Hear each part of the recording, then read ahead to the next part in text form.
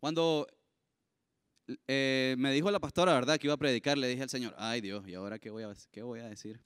Y entonces oré, ¿verdad? Y le dije, Señor, decime, revelame, por favor, ¿qué querés que comparta a los jóvenes? Y Él me dijo, decirles que yo soy amor. Entonces, eso les voy a predicar el día de hoy, ¿verdad? Ese es el mensaje de hoy. Dios es amor. Amén. Dice la Biblia que por cuanto todos pecamos, fuimos destituidos de la gloria de Dios. Levanten la mano a los pecadores. Amén. Todos somos pecadores, ¿verdad? Y todos fuimos destituidos desde un inicio de la gloria de Dios. No merecemos estar en la gloria de Dios. Pero la buena noticia es que Dios nos ama y que Dios es amor y que Él nos quiere a su lado. Y hoy traigo 3 historias que salen en la Biblia que a mí me gustan mucho, ¿verdad? Y es donde el Señor, bueno, en toda la Biblia el Señor nos enseña, ¿verdad?, que es amor. Pero a mí estas 3 historias en particular me gustan mucho. Y la forma en que el Señor nos demuestra su amor en estas historias, con cada una de ellas yo me he logrado identificar. Y la primera está en Juan 8 y habla acerca de una mujer que fue encontrada en adulterio, en el pecado de adulterio. Y dice la Biblia que estaba Jesús predicando y en eso llegan los religiosos, los fariseos, y llevan a esta mujer que le encontraron en el acto de adulterio y la llevan donde el Señor.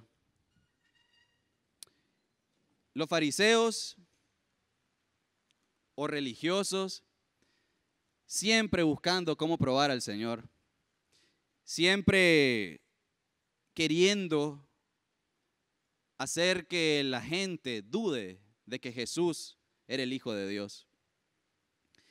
Y querían tenderle una trampa al llevar a esta mujer encontrada en adulterio. El pecado de adulterio era castigado con muerte en aquel tiempo. Y la trampa que los fariseos querían tenderle al Señor era llevarla delante de Él y que Él la condenara. Y según ellos se la estaban poniendo difícil, porque si el Señor decía que sí, que se haga conforme a la ley, Él se iba a contradecir con lo que Él estaba predicando cuando vino a la tierra, que era amor. Y si Él decía que no, entonces estaba contradiciendo la ley. Pero gloria a Dios que Jesús es el Hijo de Dios, sabio y poderoso. Y en el versículo 7, Juan 8, versículo 7, si lo tienen, podemos leer cómo el Señor les contestó a estos religiosos y a estos fariseos. Y dice el versículo 7, como insistieran en preguntarle, el Señor se enderezó, Él estaba escribiendo en la tierra. La Biblia no dice qué escribía, pero Él estaba así, como haciendo caso omiso, ¿verdad? Todo lo que los fariseos y la gente quería escuchar. Y Él solo se enderezó y le dijo a los fariseos y a los que estaban ahí, el que de vosotros esté sin pecado, sea el primero en arrojar la piedra contra ella. De pronto todo el mundo comenzó a tirar las piedras que tenían en mano y comenzaron a salir uno por uno, los fariseos y la gente que estaba ahí alrededor de esta mujer.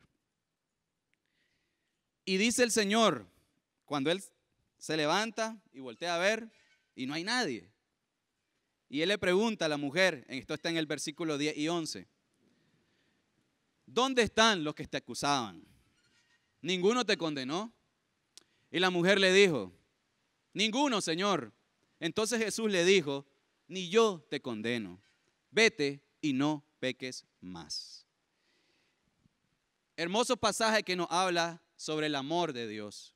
Como Jesús, aunque llevan a una mujer que estaba en pecado, en el acto de pecado, Jesús no la rechaza.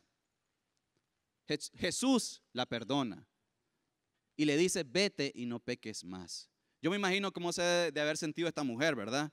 Como que ella estaba lista para, me imagino, para la muerte, porque encontrada en pecado, sabía que la tenían que apedrear.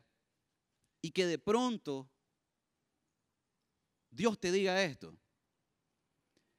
Me imagino que ella quedó, de veras, Señor, así, eso es todo. Así nomás me perdona. Así de grande el amor de Dios.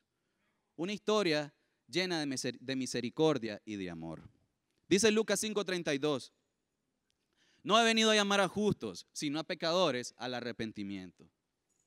Juan 12:47, aquel que oye mis palabras y no las guarda, yo no le juzgo, porque no he venido a juzgar al mundo, sino a salvar al mundo. A eso vino Jesús a esta tierra. Y esta noche el Señor les dice, yo no te juzgo, yo te amo y quiero que sientas mi amor. Segunda historia. En Hechos 9, esta es mi historia favorita. Bueno, una de mis favoritas, pero sí me gusta mucho. Y habla acerca de un hombre llamado Saulo. Este hombre era uno de los mayores perseguidores de los cristianos en aquella época. Y Saulo estaba empecinado, quería agarrar a todos los cristianos de las mechas, del pelo, y quería sacarlos de sus casas y llevarlos a la cárcel. Y él contaba con el permiso del sumo sacerdote de esa época para poder hacerlo.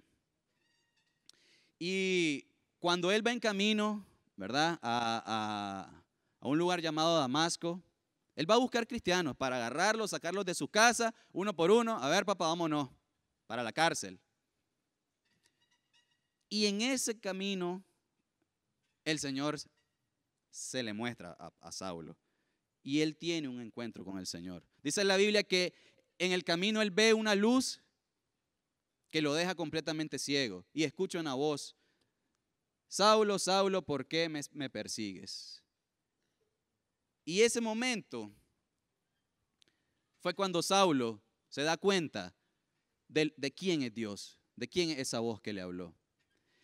Y él queda ciego 3 días y él se va, lo llevan, ¿verdad?, a un lugar, a una casa, y el Señor manda a uno de sus discípulos, que se llamaba Ananías, a que vaya y ponga manos sobre Saulo para que esa ceguera que él tuvo por esa luz que él vio se fuera. Imagínense Ananías, discípulo del Señor, que le diga a Dios, anda donde Saulo y sanale la ceguera. Donde Saulo, Señor, si este es el que más te ha hecho daño a tu hijo, a los cristianos. Pero ¿saben qué le dice el Señor? Y está en Hechos 9:15. Me encanta lo que le dice Dios. El Señor le dijo, ve, porque instrumento escogido me es este, para llevar mi nombre en presencia de los gentiles y de reyes y de los hijos de Israel. El mayor perseguidor de cristianos de la época, el Señor lo va a usar y lo va a mandar a que lleve su nombre por las regiones, por los demás países. Y él llega Ananías, ¿verdad? Y hace lo que el Señor le manda. ¿Y qué pasa? En cuanto Saulo recobra la vista, dice la Biblia en Hechos 20, enseguida predicaba a Cristo en las sinagogas, diciendo que este era el Hijo de Dios. Yo me relaciono mucho con esta historia porque yo era como Saulo, quizás no perseguidor de los cristianos, quizás no los andaba agarrando, ¿verdad?, del pelo, ni tenía permiso para arrastrarlos, pero sí me burlaba de ellos. Yo no podía ver un evangélico porque decía, ay, esos payasos, eso no sé qué, y comenzaba a decir cualquier barbaridad contra ellos. Y jamás en mi vida, pero nunca se me cruzó por la mente algún día convertirme en evangélico, en cristiano. Y el Señor tiene un plan perfecto para cada uno de nosotros. Dice la Biblia que el Señor usa lo más vil, lo más botado y lo levanta para que proclame su nombre. Estoy parafraseando, ¿verdad? Pero sí. Entonces, Pablo era lo más vil. Pablo era lo más botado. Saulo. Yo era lo más vil. Yo era de lo más botado. Pero gloria a Dios que aquí estoy. Y tengo la oportunidad de proclamar el nombre de Dios. Y el amor de Dios con cada uno de nosotros es de esa manera. Dios quiere que nosotros dejemos una vida de pecado para que vayamos hacia Él. Para que vayamos a una vida de amor. Para que conozcamos el amor que Él tiene para nosotros. Por eso yo me identifico tanto con Pablo. Y Pablo, los que conocen, ¿verdad?, saben que fue uno de los mayores apóstoles del Señor. Y si Pablo lo hizo, yo puedo. Si Pablo lo hizo, ustedes pueden. Cada uno de ustedes puede hacerlo. De diferentes maneras el Señor nos puede usar, pero estoy seguro que a cada uno de nosotros nos va a usar. Tenemos que dejarnos usar, sí. La tercera historia que quiero contarles es acerca del hijo pródigo. Muchos hemos escuchado de esta historia. Y esta está en Lucas 15, del versículo 11 al 32. Dicen los estudiosos de la Biblia, las personas que se dedican a estudiar cada una de las partes de la Biblia, que esta es la parábola que más nos demuestra cómo es el amor de Dios. Y vamos a verlo por qué. Cuenta la historia que un padre con 2 hijos, uno de sus hijos, el menor, reclama su herencia. Reclama su tierra, reclama su dinero, la herencia que tiene su padre para él, y se va de la casa. Y él quiere sentirse ya un hombre que controla y que tiene el poder sobre su vida. Pero ¿qué pasa? Este joven comienza a malgastar el dinero, comienza a malgastar esa herencia, comienza a botarla. Y llega a un punto en que pierde todo, todo lo que su padre le dio. Llega a un punto en que la desesperación lo hace hacer cosas que jamás hubiese hecho si él hubiese estado al lado de su padre. Comienza a buscar trabajo y lo único que puede encontrar es apacentar a los cerdos. Trabajar con cerdos, cuidarlos, darles de comer.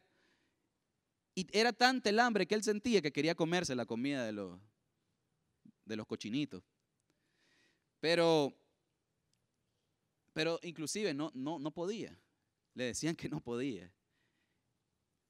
Y en ese momento, él se acuerda que él es hijo de un señor, de un padre que tiene abundancia, que tiene riquezas. Y él siente en su corazón el arrepentimiento. Y resulta que él llega y va donde el padre. Y va con arrepentimiento en su corazón.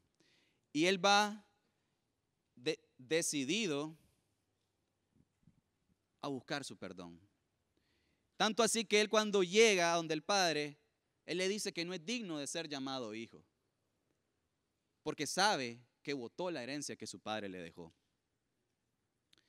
Pero lo que me encanta de esta historia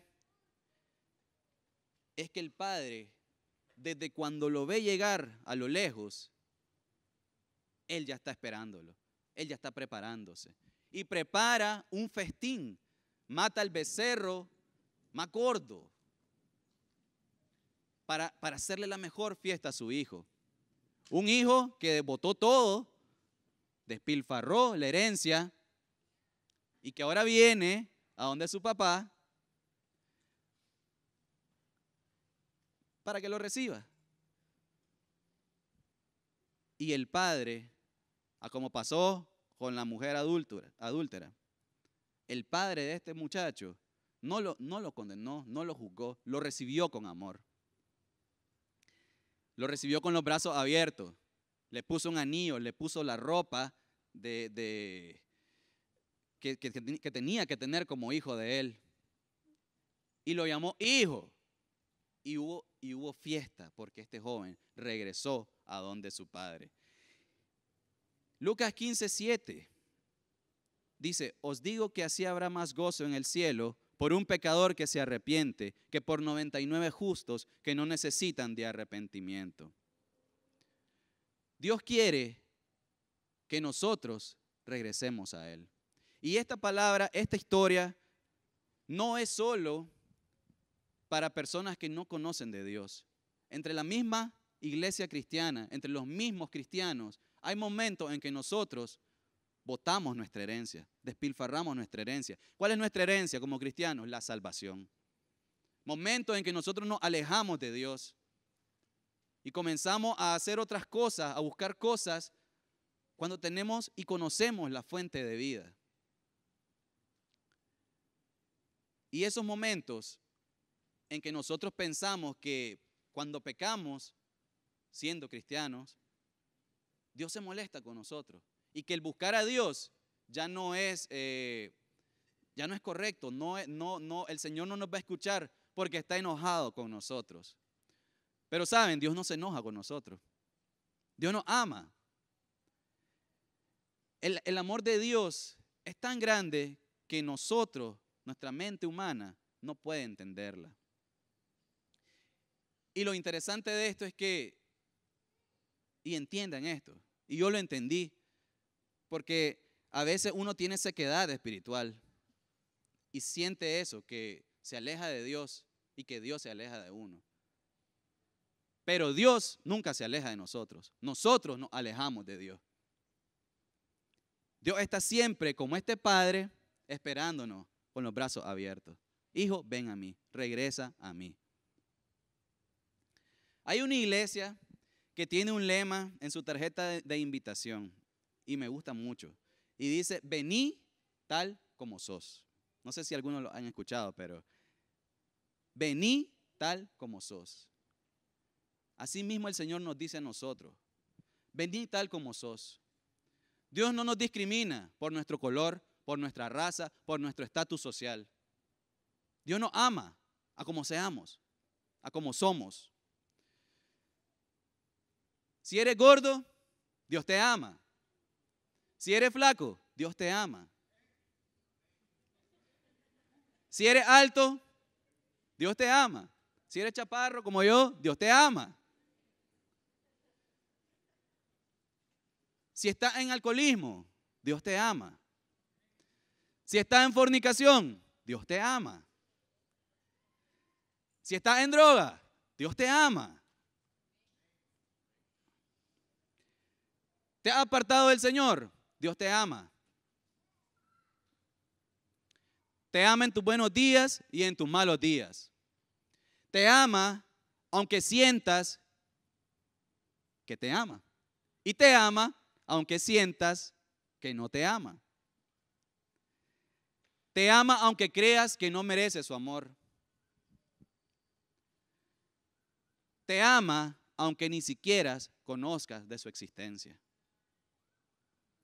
No hay nada que podamos hacer para evitar que Dios nos ame. ¿Saben por qué? Porque el amor de Dios no se basa en nuestras obras. El amor de Dios se basa en su carácter. Dios es amor. Él no es como nosotros los humanos, que andamos eligiendo o podemos elegir a quién amar. No, a este lo voy a amar porque me trata bien. A este no lo voy a amar porque no. Vulgarazo, no me conviene amarlo. Ve, este me dio un regalo, lo voy a amar. Aquel no me dio nada, no lo voy a amar. Dios no es así, Dios no es como nosotros. Dios nos ama. Ahora, no me malinterpreten. No vayan a su casa diciéndoles, papá, fíjate que, vos sabes que yo bebo guaro. Y Miguel me dijo que Dios me ama de todas formas. Y sí te ama, pero porque te ama, Él quiere regalarte la salvación. Porque te ama, Él quiere que no sigas en eso. Porque te ama, Él quiere que no sigas dañando tu vida con pecado. Nosotros somos creación de Dios y Él nos creó porque nos ama y quiere que nosotros sintamos su amor. Dios te ama tanto que envió a su Hijo unigénito para morir en la cruz, para morir por el perdón de nuestros pecados. Dios envió a su Hijo para que nosotros podamos, a través de su Hijo, acercarnos a Él y conocer de Él y conocer de ese amor.